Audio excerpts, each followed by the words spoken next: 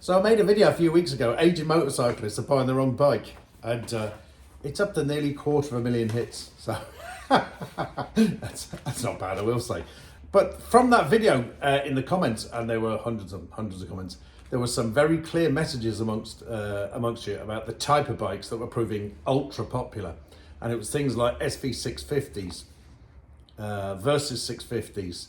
That mid-range bike, lots of feedback on that, plus loads actually on XADV type bikes and scootery type bikes, Bergmans, Forzas, stuff like that. Loads of mentions for that. So people having hip and leg trouble and stuff like that, having that step over kind of bike, that seems to suit lots of people.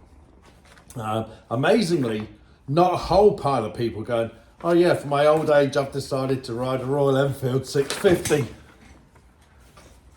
Okay, now you go. That guy's fucking everywhere.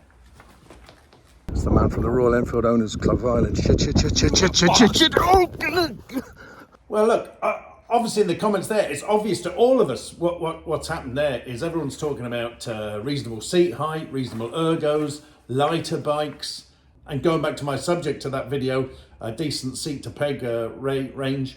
So those mid-range bikes are featuring big in the responses to that video.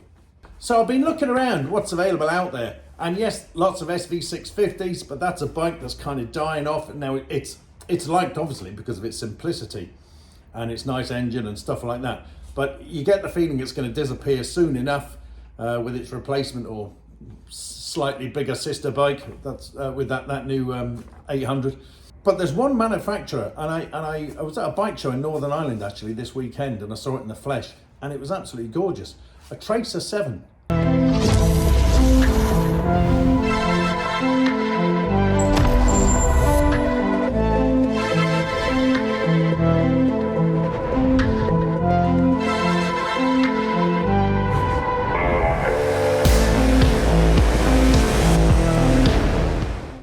And it's the only mid-range bike I can find that piques my interest, shall we say, on adjustable suspension on mid-range bikes. Now, we're all used to adjustable suspension on big bikes and everything like that, and my pet subject in motorcycling is suspension. Lots of these mid-range bikes don't come with any adjustable suspension, but the Yamaha Tracer 7 and the Tracer 7 GT come with a fantastic set of suspension setups. So as older riders, we want comfortable suspension on bikes. But let's say you take the Trident 660, fantastic bike, lovely looking bike, everything like that, but it's quite a kind of sharp bike, its suspension is reasonably firm, and it's non-adjustable. So that's the characteristic you get of that bike, and you're never going to get anything different. But the Yamaha Tracer 7, I've not ridden it, but I actually don't need to ride it. I know I can get a pleasant ride out of that bike. The suspension damping is adjustable at the front and the rear. On the opposite scale of that, there's a bike I mentioned in my last video, the Kawasaki W800. Now that is set up for a fairly soft ride, I will say, and there's no adjustment on that either, apart from preload, and that's not going to change how that bike rides. It's always going to be a soft ride unless you do something with that suspension.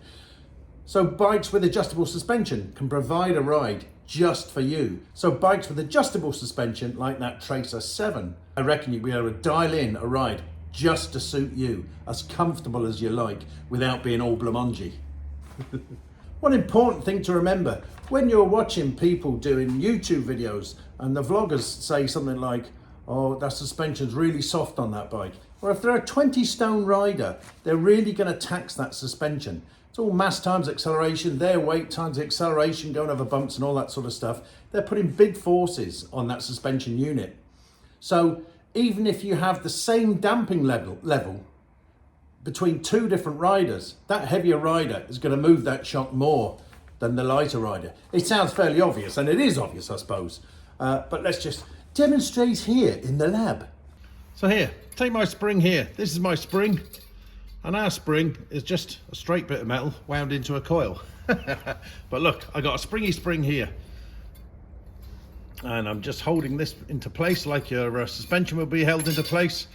So if we apply a force to that spring, It oscillates, and we damp that, oscillation out. But you can see the amplitude of that oscillation is quite small. Now, so we add our rider. Now we go over the same bump. Now we see how much it's oscillating there now. Yeah, what happens, we come along and our rider is now, instead of being a 10 stone rider, is a 20 stone rider. We apply those same forces. Oops. Yeah, here we are. Oh, come on, get back on. So we apply those same forces. Now the amplitude's much bigger. So we've got to provide more damping the more weight we put on the bike. So that heavy vlogger or light vlogger is going to have a big impact on how much that suspension moves. And if they have adjustable damping, if they're a super light rider, they might want to back the damping off a little bit.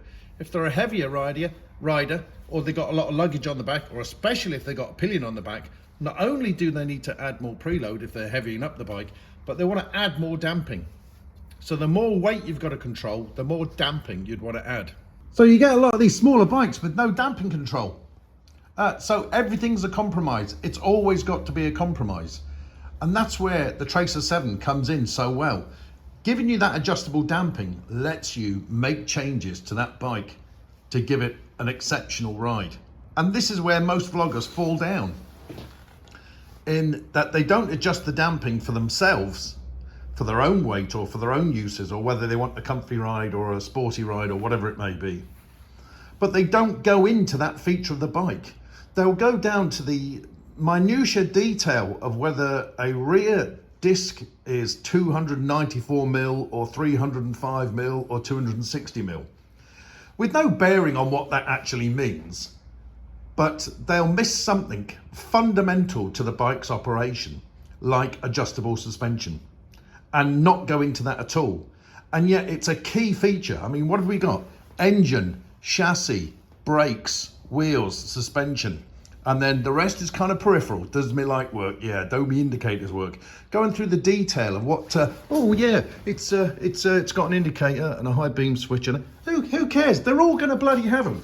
But something that's as fundamentally different on a bike offering than other bikes to change the nature of that bike, it's completely glossed over.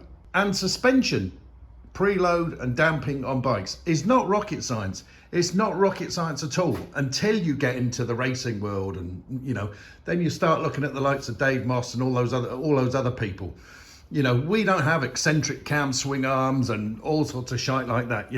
We have fairly standard, bog standard road bikes. There's nothing complex in our motorcycle suspension. So again, that just demonstrates when you watch a YouTuber on YouTube talk about, oh, it's quite a soft bike or it's quite a firm bike. Take that with a pinch of salt, because if they're a big heavy fella, that's going to feel softer than it is if you're sitting there at a 12 stone fella or less. Here's something I heard a Tracer 7 road tester say when I watched his YouTube video the other day. He said, you would start to feel this bike's limitations if you loaded it up. What a load of absolute tosh. He had adjustable suspension and he never adjusted it. He never adjusted it at all. If you load up a bike and put a lot of weight, not only would you add preload, especially at the rear if you've only got rear preload adjustment, but you would add more damping to keep that weight in control. It's just absolute tosh. These people are just making stuff up to make themselves sound intelligent, and they have no idea. I saw another Tracer 7 vlogger going down the road complaining about how firm the suspension was and not like 12 inches from his hand. There was a damping adjuster. And but why did you buy that bike? Has my voice gone up an octave? Am I getting a little bit excited? Okay, I'll chill a bit, yeah. So just ignore vloggers who complain about any part of the suspension unless they adjust it and see if they can adjust out that problem. Now, it doesn't mean to say that the bike can't be criticised for its suspension. Maybe the manufacturer has ballsed up on the suspension. But what I will say about Yamaha and the Tracer 7 and the Tracer 7 GT, it's just the same thing with a bit of gear added on, is they've really thought about this bike in that they go 2 stages further. There's a couple of things they do. They do 3 different Öhlins springs with an Öhlins damper kit, and you get to choose the spring rate depending on your weight. So we've got, there's a spring for a rider between 90 and 110 kilos, a spring rate between 70 and 89 kilos, and a spring rate if you're between 50 and 69 kilos. How fantastic is that? You just weigh yourself without your bike gear in this case. You go, oh, I'm 75 kilos. Yeah, I know I'm personally not 75 kilos. It was an example of a normal person. So, got on a bit of paper here. Can I say, oh, I should put that on the screen. So I go, oh, okay, I'm going to pick up the Öhlins front fork springs kit for me between 70 and 89 kilos. So that's that spring rate matched to your weight. But for a middleweight bike offering, for Yamaha to offer that is absolutely fantastic. But what I would say is I think I would take the bike anyway, as is, ride it for a few months and see what I thought of the front suspension. Because it's not crappy suspension anyway that they put in the first place. They have got cartridge dampers, they are adjustable, and the preload's adjustable too. And the rear shock, the preload's adjustable, like most bikes, but the rebound damping is adjustable too. So it's a great setup on that bike in the first place. Now we're talking about the Tracer 7 and the Tracer 7 GT, not the naked roadster. I would get to grips with that suspension first. And if you thought you could improve it some more and you've got a few quid spare, yeah, maybe go up to the Öhlins stuff, the option. Now they also do a rear shock option for the same bike. And I'd say, look, if you're going to splash out in the front, why not splash out in the rear? The only thing I didn't see on the Öhlins option was the option to choose a spring rate. I'm hoping and I'm assuming that if you went for that Öhlins rear shock, they're going to ask you that question. So when it gets built from Öhlins and sent to you or sent to your dealer for your bike, it's sprung to your weight as well. I can't imagine it isn't. So that would be perfect. That would be an absolutely perfectly sprung bike and a perfectly damped bike for your weight. And then you can adjust it there on again for your exact comfort, or whether you're taking any extra loads or your camping gear or whatever it may be. Brilliant. I've never seen another bike manufacturer do that. It's absolutely brilliant. It's amazing now, it seems to be these mid-range bikes become more popular and more popular. And I've no doubt they're getting more popular with the older rider. Look, I'm only going to ride a GS because I have to have 2-up capability at the moment, and I did a video about why I end up getting a GS. Actually, I haven't. It's not been delivered yet, and it's going to be about the last one off the production line until they bring out the new model. But I'm getting that because I need to do a lot of 2-up work. I need a lot of load carrying capacity and everything like that. But as soon as I'm done the 2-up work, I'm off 1200s. I'm down to the 700, 800, 900 cc capacity, like a shot.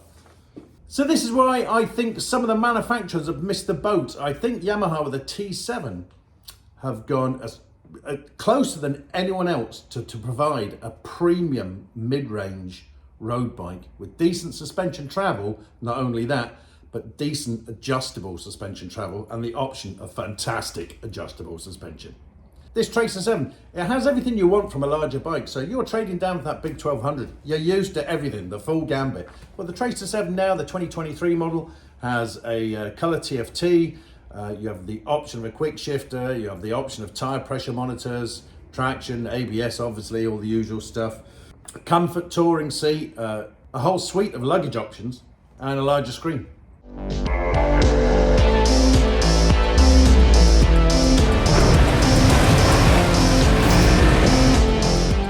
So I think manufacturers are missing a trick here. You've got older riders deciding to downsize, but they don't want to downsize on their creature comforts. So the manufacturers will constantly tell us that, we've done our marketing on the mid-range bikes, and people aren't saying that cruise control is a requirement. Manufacturers should recognize that an older rider wants to trade down, but wants to keep those creature comforts. That Tracer 9 GT, you can pretty much stock it up exactly as you want it with all those suspension and all those other add-ons. But if they just put cruise on that, I reckon they would absolutely clean up.